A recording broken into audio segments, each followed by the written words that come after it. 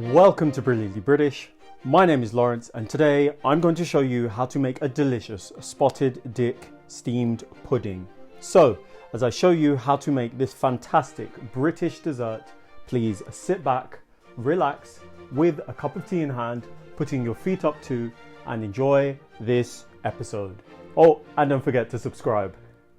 The puddings of the British Isles have left a distinct impression on the world, known for being flavoursome, sweet, and most definitely satisfying. In this episode, we'll be reviving one of Britain's oldest sweet puddings with the intention of inspiring you to give this recipe a try. This is a spotted dick, partly named due to its incorporation of dried fruits, with the latter part of its name being a shortened form of the Old English word for pudding, puddink. Step by step, we'll be showing how to prepare this simple yet rewarding pudding with a customary session of tasting at the end. So now, with the introductions made, please allow me to introduce the ingredients to you. For today's Brilliantly British spotted dick, you will need some white sugar, some plain white flour, some suet, an egg, nutmeg, a lemon, an orange, some butter, ideally homemade Brilliantly British butter. Follow the link up there to learn how to make it yourselves at home. You will need some soft brown sugar. In my case, I'm going for light muscovado. You will need some full fat milk, some sultanas or raisins or both, followed by a little pinch or two of salt. That's it for the making of today's Brilliantly British spotted dick pudding. But, please, before you get started, before you do anything at all, switch on your kettle to brew yourself a nice cup of hot tea so that you can sip on that whilst you cook. After a sip of tea, in a food processor or in a bowl using your fingertips, combine flour, suet, sugar, nutmeg, the zest from a lemon, and the zest of an orange, which you may want to finely chop at first, following on with a pinch of salt before combining thoroughly. Thereafter turning into a bowl, taking in the wonderful aromas before momentarily placing it to one side. Moving on, you'll then want to coat your dried fruits with flour before setting also to one side, beginning thereafter to homogenize an egg in milk, continuing by gradually combining your dry components with your wet components to form a loose suet batter. With the batter ready, turn in your flour-coated dried fruits, incorporating by gently folding before placing the bowl to one side for just a moment. The suet sponge will need to be steamed in a bowl, and so in my bowl of choice, I'll liberally smear with butter, rehydrate, and then coat with sugar, turning out any excess.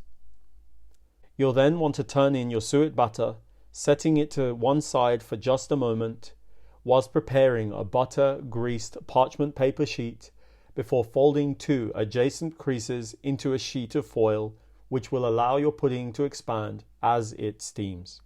Before covering, give your bowl a few knocks to release any trapped air, then cover with both sheets before securing the sheets in place with an elastic band, or better still, a length of string. Now, it goes without saying that you'll need a sufficiently large pot with a lid, able to contain your bowl and hot water. However, before any cooking can begin, in my case, I'll craft a foil ring to cradle my bowl as it steams. To make life easier and somewhat safer, I'll also fold a sheet of foil, enabling me to safely lift the bowl out of the pot once ready. With all of the paraphernalia taken care of, I'll then proceed by half filling my pot with hot water, topping with a lid, then bringing the mixture to a gentle rolling boil before setting a timer. You'll want to maintain the water level as the pudding steams, but with an hour or two to spare, I'd recommend passing the time by browsing through our Brilliantly British content, making sure, of course, as always, to like and subscribe. Thank you.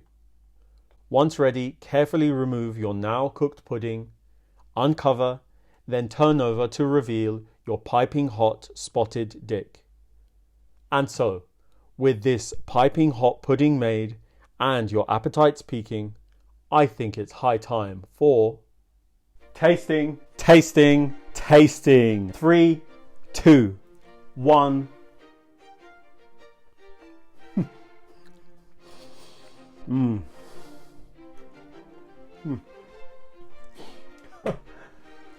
Okay, this is no exaggeration on my part. This now has become my favorite dessert. Possibly because I prepared it myself, I've made it the way I like it, but it is... Look, let me start you off with the texture. Initially, my expectation was that this would be something textureless, overly dense, overly heavy, but that is not the case at all. In a very distinct way, this is quite light. The texture of the pudding itself, I appreciate fully. Fragrant aromas that have permeated this pudding as a result of the zest of the lemon, the orange. It's a fantastic. And then you've got a hint of the nutmeg in there.